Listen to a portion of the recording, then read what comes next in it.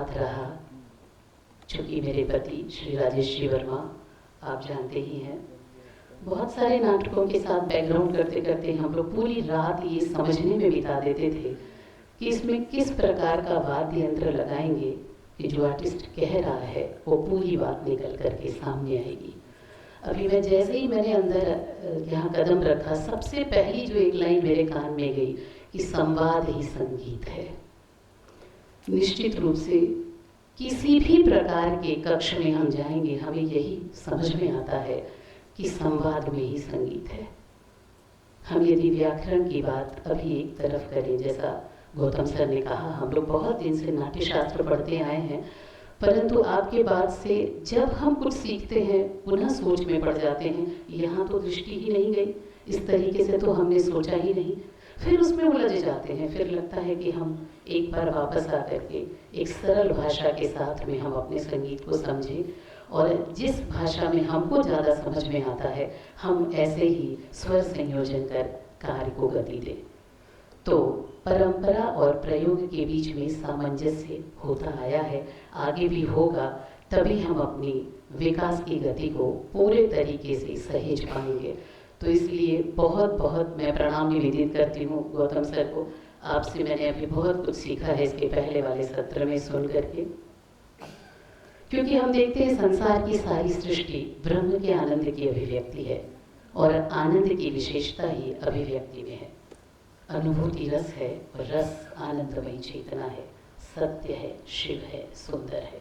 रस का आस्वाद भाव के माध्यम से प्रेक्षक के हृदय में होता है।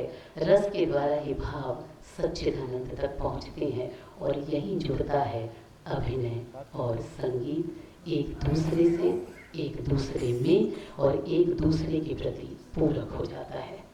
अभिनय और संगीत का अन्योन्याश्रित संबंध है, एक दूसरे को अलग कर हम नहीं समझ सकते हैं। और बात आज रासलीला की है, जैसा कि बहुत पहले हमारी जो दीदी हैं, आपने सब कुछ बता दिया। मैं वहाँ से शुरू नहीं कर रही हूँ, क्योंकि सब कुछ आपने अपने कथन में समेट लिया है। मुझे कहने जैसा कुछ नहीं है, फिर भी मैं लोभ संवरण नहीं कर पा रही हूँ, इसलिए कुछ चीज़ें जरूर अपनी सरल भाषा में बताना चाहूँगी। बंदहु ब्रज शोभा सहज सुंदर सुखद सुधाम, जेहि रज रम्य सुपावनी कोमल ललित ललाम। भारत के उत्तरी भाग में बसा ब्रज क्षेत्र, उसकी समुन्नत संस्कृति, उसका आध्यात्मिक कलेवर भारतीय संस्कृति का प्राण तत्व है। जहाँ से प्रवाहित होती है वो भाव अनुभूतियों की रस गंगा, जिसकी गूंज से समग्र विश्व गुंजायमान है, जिसकी प्रेमासिक्त शाश्वत धारा में भारतीय कला व संस्कृति की विराट चेतना के दर्शन होते हैं। ब्रजभूमि योग योगेश्वर रास रासेश्वर भगवान श्री कृष्ण की लीला भूमि है, उनके लीला पुरुषोत्तम स्वरूप की भावभूमि है। ये भूमि श्री कृष्ण के बाल्यकाल से, बाल्यकाल का मतलब जो हम पुष्टि मार्गी समझते हैं, वो 11 वर्ष 9 महीना और 23 दिन का समझते हैं। उसके बाद जब वो द्वारका पधार गए थे, हम अपनी लीला वहाँ से नहीं जोड़ते, इसलिए ये भूमि श्री कृष्ण के बाल्यकाल से ऐश्वर्य की ओर उन्मुख उन सभी लीलाओं का सजीव वर्णन करती है, जो मानव जन के उद्देश्य से लेकर भाव पार करने की और आत्म साक्षात्कार कराने में सहायक होती है। मैं सीधे रासलीला पर आऊँगी। ब्रज की रासलीला में संगीत बड़ा ही सुंदर और हृदय स्पर्शी विषय है। आज भी ब्रज में रास लीला अनुकरण का प्रचलन है, जो एक गायन एवं नृत्य प्रधान लोक नाट्य है, जैसा आपने भी बताया, जिसमें शास्त्रीय सुगम एवं लोकगीत धारा का सुंदर समन्वय दिखाई देता है। श्रीमद् भागवत के दशम स्कंध में वर्णित रास पंचाध्यायी के 5 अध्यायों में रासलीला का वर्णन प्राप्त होता है। ये रासलीला कैसे अनुकरणीय हुई? भगवान कृष्ण के साथ जब श्री राधा और गोपिकाओं के मध्य महारास का सुंदर आयोजन हुआ था, तो गोपिकाओं और श्री राधा जी को अभिमान हो गया था। इसी अभिमान के कारण श्री ठाकुर जी उस रासलीला से अंतर्ध्यान हो गए, और अंतर्ध्यान होने के बाद पुनः गोपिकाओं ने उन्हें ढूंढा। जब ठाकुर नहीं पधारे तो गोपिकाओं द्वारा उनकी विभिन्न लीलाओं का नाट्य मंचन कर अपनी प्रेम भक्ति के द्वारा श्री कृष्ण को प्रसन्न करने का उन्होंने सफल प्रयास किया और यहीं से रासलीला का जन्म हुआ। यही रासलीला है। रासलीला अनुकरण की यही परंपरा इसी रूप में पहले भी प्रचलित थी और आज भी प्रचलित है, जिसमें भाव संवाद के साथ संगीत का अद्भुत समन्वय किया जाता है। ब्रज क्षेत्र में रास संगीत का अपना विशिष्ट महत्व तो है ही है। रास शब्द सुनते ही वस्तुतः वृंदावन की किसी रासलीला मंडली और राधा कृष्ण के स्वरूप का वर्णन, एक मनोमुग्धहारी कथक नृत्य का दृश्य हमारे सम्मुख उपस्थित होता है, जिसको हमारे पूर्ववर्ती भक्त कवियों आचार्यों की वाणियों का शास्त्रीय गायन परंपरागत शैली में उस मंडली के समाजियों द्वारा प्रस्तुत किया जाता रहा है, जो आप अभी सुने हैं। इसलिए मैं आगे बढ़ती हूँ। यदि अभिनय की दृष्टि से रास को देखें तो रास का मंच एक लोक मंच है। पारंपरिक रास मंच को रास मंडल कहा जाता है। नाट्य मंच की दृष्टि से देखें तो पंडाल को नहीं, मंच की प्रमुखता रहती है। 3 या 4 सीढ़ियों का एक स्टेज होता है, जिसे श्री कृष्ण और राधा जी के बैठने का सिंहासन कहते हैं, और लीला से संबंधित एक पिछवाई पीछे बंधी होती है। मंच के तीनों ओर दर्शकों के बैठने की व्यवस्था होती है और बीच बीच में 2 लोगों द्वारा पकड़कर पर्दे की व्यवस्था विशेष आवश्यकता हो जाने पर की जाती है। कुछ स्थायी रास मंडल आज भी ब्रज में हैं, जैसे वृंदावन में टोपी कुंज, बड़ा राजमंडल, निधिवन आदि में मंच सजाकर आज भी रासलीला आयोजित की जाती है।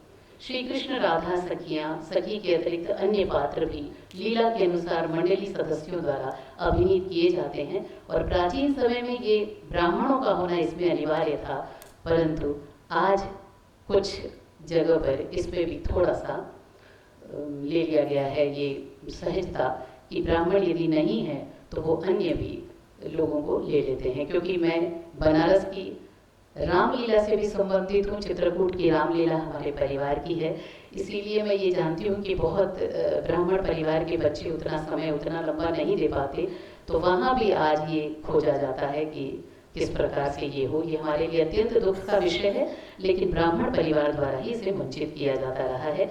ब्रज रासलीला का सूत्रधार ही स्वामी है और सभी इसके निर्देशन में ही कार्य करते हैं। संगीत की बात करें तो ब्रज की रासलीला का सबसे प्रधान पक्ष है उसका संगीत। संपूर्ण ब्रज भक्ति एवं संगीत की ऐसी अगम अगाध स्रोत वाहिनी है जिसका अवगाहन कर पाना कठिन है। एक बड़ा सुंदर सा पद, चूंकि उषा दी ने सारी बातों को बोल दिया है, इसलिए मैं बीच बीच में केवल पद के माध्यम से वो बताना चाहूंगी।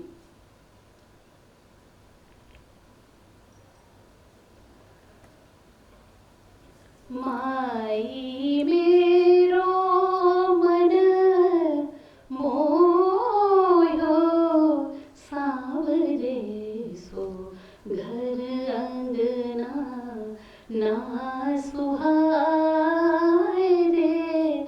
माई मेरो मन मोयो सावरे सो घर अंगना ना सुहाए रे माई मेरो। और जो बाकी संप्रदायों के गीत भी उसमें मिलते हैं, आप सुनते ही होंगे। दूर नगरी, बड़ी दूर नगरी, कैसे जाऊं रे कन्हैया तेरी गोकुल नगरी, बड़ी दूर नगरी, दूर नगरी, बड़ी दूर नगरी। बड़ा सा सुंदर। ऐसो चटक मटक सो ठाकुर तीनों लोकन हूँ में नाय, तीनों लोकन हूँ में नाय।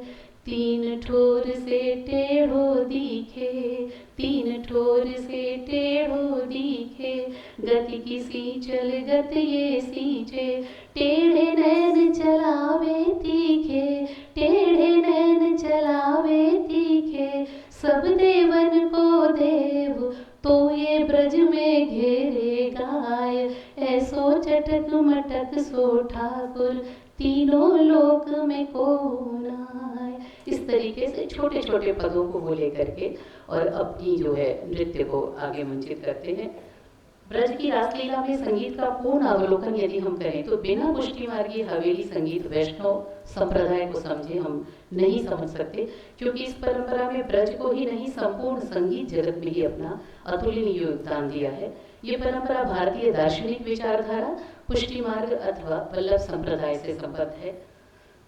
संवत 1556 में स्थापित इस पुष्टि मार्गीय संस्कृति ने ही शास्त्रीय संगीत की मुख्य विधा ध्रुपद को पूर्ण आकार दिया। श्रीमद वल्लभाचार्य जी के 4 शिष्य कुमद दास, सूरदास, परमानंद दास, नंददास एवं उनके पुत्र श्री विठलनाथ जी गोसाई जी के 4 शिष्य गोविंद स्वामी, चीत स्वामी, चतुर्भुज दास और कृष्णदास, जिन्हें हम अष्ट सखा के रूप में जानते हैं, कीर्तन शैली के माध्यम से ही संपूर्ण ब्रज में कृष्ण भक्ति के पद गान से सरोबार किया करते थे। 8 प्रकार की कृष्ण सेवा का क्रम किसी भी मंत्रोच्चार विधि पर आधारित नहीं था। ये ब्रज की बहुत बड़ी विशेषता है। आज भी ब्रज में सेवा किसी मंत्रोच्चार से नहीं होती, अपितु केवल और केवल संगीत के माध्यम से की जाती है। कीर्तन पर ही सेवा प्रणालिका थी, जिन्हें साहित्य व कला के विद्यार्थी हवेली संगीत की परंपरा और अष्टछाप कवियों की कीर्तन परंपरा के नाम से जानते हैं।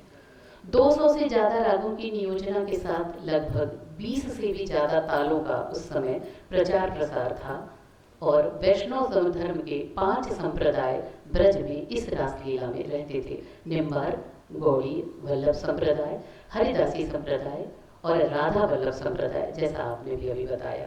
सभी संप्रदाय में भक्ति का आधार शास्त्रीय संगीत था। रासलीला पर भी इसका स्पष्ट प्रभाव देखा जा सकता है 15वीं शताब्दी के बाद। रासलीला का अनुकरण भी विभिन्न प्रकार से ब्रज में किया जाता है और ब्रज के विभिन्न संप्रदाय के अनुयायी संप्रदाय आचार्यों ने अपनी अपनी शैलियों में आज भी इसे जीवित रखा है। एक तरफ रासधारी परंपरा वाले ब्रजभक्त रासलीला में गोपी रूप से अभिनय कर रासलीला मंचित करते हैं, जिसमें भगवान शंकर को भी आने की अनुमति नहीं थी। जब वो शरद रास में भाग लेने आए तो उन्हें गोपी बनना पड़ा। तभी से ब्रज में गोपेश्वर महादेव का एक प्रसिद्ध मंदिर है। भले ही लौकिक जगत में पुरुष वहाँ हो, परंतु जब रास में वो आते हैं तो उन्हें गोपी बनना पड़ता है और अष्टयाम की लीला भी इसी प्रकार गोपी स्वरूप में दिखाई जाती है। इस लीला को रास की दार्शनिक महत्वपूर्ण और गूढ़ लीला के रूप में ब्रज में जाना और समझा जाता है।